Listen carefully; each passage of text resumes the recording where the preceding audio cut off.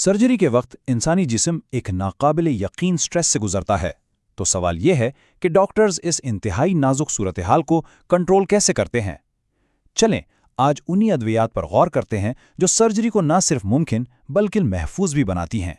ये मालूमात इम्तिहानात और क्लिनिकल प्रैक्टिस दोनों के लिए इंतहाई अहम साबित होंगी।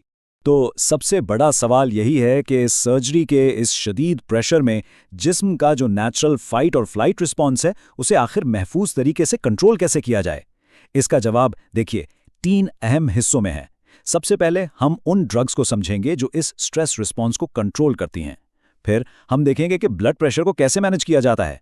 और आखिर में हम उन एनेस्थेटिक्स पर बात करेंगे जो दर्द के सिग्नल्स को ब्लॉक कर देते हैं। तो चलिए शुरू करते हैं। तो आइए सबसे पहले बात करते हैं जिस्म के अपने अलार्म सिस्टम यानी सिंपैथेटिक सिस्टम को कंट्रोल करने की। इस हिस्से में हम एड्रेनर्जिक एजेंट्स को देखेंगे। ये वही ड्रग्स हैं जो हमारे फाइट और फ्लाइट रिस्पॉन्स की लगाम थामती हैं। इस पूरी चीज को समझने के लिए ये 4 रिसेप्टर्स बुनियादी हैं, अल्फा 1, अल्फा 2, बीटा 1 और बीटा 2। इनमें से हर एक को आप एक स्विच समझ लें जो जिस्म में कोई खास काम करता है। मिसाल के तौर पर अल्फा 1 ऑन करने से खून की नालियां यानी ब्लड वेसल्स सिकुड़ती हैं, जबकि बीटा 1 दिल की धड़कन को तेज कर देता है। अगर ये बुनियादी उसूल समझ आ गया तो आगे सब कुछ बहुत आसान हो जाएगा। अच्छा, अब यहाँ एक बहुत अहम फर्क समझना जरूरी है। डायरेक्ट एगोनिस्ट्स वो बिल्कुल मास्टर की तरह हैं। वो सीधा जाकर रिसेप्टर से जुड़ते हैं और उसे एक्टिवेट कर देते हैं। इसके बरक्स इनडायरेक्ट एगोनिस्ट जिस्म की अपनी नेचुरल कीज यानी कैटेकोलामीन्स को ज्यादा रिलीज करवाकर काम करते हैं। मतलब वो दरवाजा खुला छोड़ देते हैं ताकि जिस्म की अपनी चाबियां काम कर सकें। और देखें, यही वो जगह है जहां प्रिसिजन यानी बिल्कुल ठीक निशाने पर काम करना बहुत जरूरी हो जाता है। मिसाल के तौर पर फेनाइल एफ्रिन को लें। ये एक प्योर अल्फा 1 एगोनिस्ट है। मतलब ये सिर्फ ब्लड वेसल्स को सुकेड़कर ब्लड प्रेशर बढ़ाता है, सिंपल। लेकिन दूसरी तरफ है लिबिटालॉल जो अल्फा और बीटा दोनों को ब्लॉक करता है। तो ये क्या करता है, ये नालियों को फैलाता भी है और साथ में दिल को स्लो भी करता है। इसका फायदा, ब्लड प्रेशर कम होता है लेकिन दिल इसके जवाब में तेज नहीं धड़कता, जिसे हम रिफ्लेक्स टैकीकार्डिया कहते हैं। ये एक तीर से 2 शिकार करने वाली बात है। ये एक इंतहाई अहम क्लिनिकल वार्निंग है, इसे हमेशा याद रखें।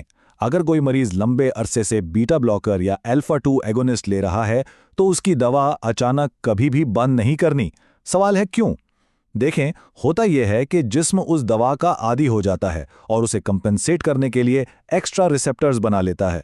जब आप दवा अचानक हटाते हैं तो ये सारे एक्स्ट्रा रिसेप्टर्स एक साथ ओवर एक्टिवेट हो जाते हैं और नतीजा ब्लड प्रेशर और दिल की धड़कन खतरनाक हद तक बढ़ जाती है।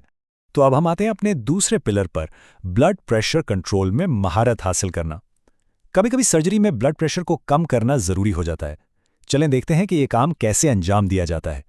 तो पेश खिदमत है सोडियम नाइट्रोप्रोसाइड। ये हाई ब्लड प्रेशर की इमरजेंसी सिचुएशंस के लिए एक बहुत ही पावरफुल और तेजी से काम करने वाला वैज़ोडायलेटर है।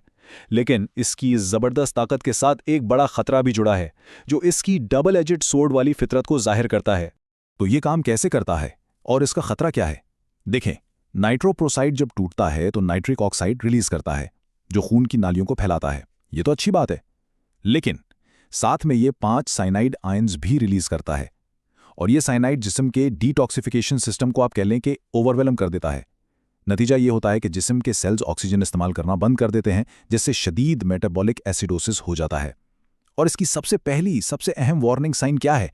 टैकीफिलैक्सिस, मतलब दवा का असर कम होने लगता है और आपको डोज बढ़ानी पड़ती है। ये एक बहुत बड़ा रेड फ्लैग है।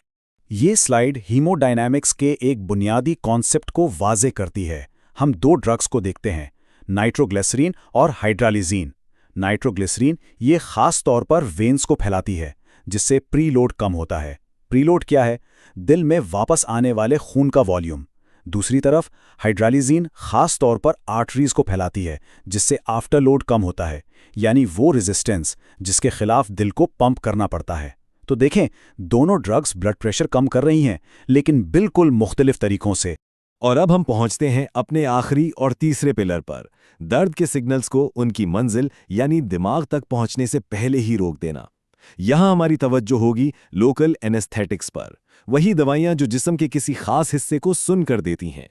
तो यहां एक दिलचस्प सवाल पैदा होता है, आखिर ऐसी क्या चीज है जो एक सिन करने वाली दवा को दूसरी से ज्यादा तेज या ज्यादा ताकतवर बनाती है? जवाब इसकी केमिकल प्रॉपर्टीज में छुपा है, जो डिसाइड करती हैं कि वो क्लिनिक में कैसा परफॉर्म करेगी। इसका जवाब दो बुनियादी केमिकल प्रॉपर्टीज में। बिल्कुल सीधी सी बात है। पहली चीज है लिपिड सॉल्युबिलिटी, यानी दवा चिकनाई में कितनी आसानी से घुल जाती है। रूल ये है, जितनी ज्यादा लिपिड सॉल्युबल उतनी ही ज्यादा पोटेंट और उतनी ही लंबी ड्यूरेशन। दूसरी चीज है पीके। यहां रूल ये है, दवा का पीके जितना जिस्म के पीएच यानी 7.4 के करीब होगा, उतनी ही तेजी से उसका असर शुरू होगा। सिंपल। लोकल एनेस्थेटिक्स की दो बड़ी क्लासेस या आप कह लें टीम्स हैं, एमाइड्स और एस्टर्स। दोनों में फर्क जानना बहुत जरूरी है। लाइडोकेन और ब्यूपीवाकेन जैसी एमाइड टाइप ड्रग्स ये लिवर में P450 एंजाइम्स के जरिए मेटाबोलाइज होती हैं। इसका मतलब साफ है, लिवर की हेल्थ यहाँ बहुत अहम है। दूसरी तरफ हैं एस्टर टाइप ड्रग्स जैसे प्रोकेन। ये बहुत तेजी से खून के प्लाज्मा में ही टूट जाती हैं। एक और अहम बात, एस्टर्स का एक मेटाबोलाइट है PABA, जो कुछ लोगों में एलर्जी पैदा कर सकता है। ये स्लाइड देखना बहुत जरूरी है। ये दिखाती है कि लोकल एनेस्थेटिक्स की टॉक्सिसिटी कैसे एक के बाद एक स्टेज में बढ़ती है। शुरुआत होती है हल्की फुल्की चीजों से, जैसे होंठों के गिर्द सुनपन, कानों में घंटियां बजना या मुंह में मेटल का टेस्ट आना, फिर चक्कर आना, फिर जिस्म में झटके, फिर बाकायदा दौरे पड़ना और आखिर में CNS डिप्रेशन और सांस का रुक जाना। सबसे अहम सबक क्या है? इन पहली शुरुआती अलामात को फौरन पहचानना, क्योंकि यही जान बचा सकता है। और अब एक खास वार्निंग, एक ऐसी ड्रग के बारे में जिसे बहुत एहतियात से इस्तेमाल करना होता है, ब्यूपीवाकेन। इसके साथ मसला यह है कि अगर ये गलती से भी ब्लड वेसल में चली जाए तो ये इंतहाई शदीद और इंतहाई मुश्किल से ठीक होने वाली कार्डियोटॉक्सिसिटी यानी दिल पर जहरीले असरात पैदा कर सकती है। क्यों? क्योंकि ये दिल के सोडियम चैनल से इतनी मजबूती से जाकर चिपक जाती है कि रिससिटेशन यानी मरीज को दोबारा जिंदा करना बहुत ही मुश्किल हो जाता है। अच्छा जी, तो इतनी सारी मालूमात के बाद आइए इस सब का निचोड़ निकालते हैं। कुछ इंतहाई अहम टेक अवे पॉइंट्स जो बिल्कुल भी नहीं भूलने। पहला पॉइंट सबसे अहम, अगर कोई मरीज अरसे से बीटा ब्लॉकर ले रहा है, उसकी थेरेपी अचानक बंद नहीं करनी। क्यों? रिसेप्टर अप रेगुलेशन, नतीजा खतरनाक विड्रॉल सिंड्रोम। बिल्कुल साफ बात। दूसरा पॉइंट ब्यूपीवाकेन के बारे में, हमेशा याद रखें इसकी कार्डियोटॉक्सिसिटी शदीद होती है। इससे होने वाले कार्डियक अरेस्ट को संभालने के लिए एक खास अप्रोच, एक अलग तरीक़ाकार चाहिए होता है। और वो खास तरीका क्या है? ये है तीसरा पॉइंट, शदीद लोकल एनेस्थेटिक सिस्टेमिक टॉक्सिसिटी यानी LAST का एंटीडोट है इंट्रावीनस लिपिड इमल्जन थेरेपी। ये एक लाइफ सेविंग इंफॉर्मेशन है जिसका पता होना लाजमी है। और चौथा और आखिरी पॉइंट, अगर सोडियम नाइट्रोप्रोसाइड के इन्फ्यूजन के दौरान आपको डोज बढ़ानी पड़ रही है यानी टैकीफिलैक्सिस हो रहा है, तो फौरन अलर्ट हो जाएं। ये साइनाइड टॉक्सिसिटी की पहली और सबसे अहम अलामत हो सकती है।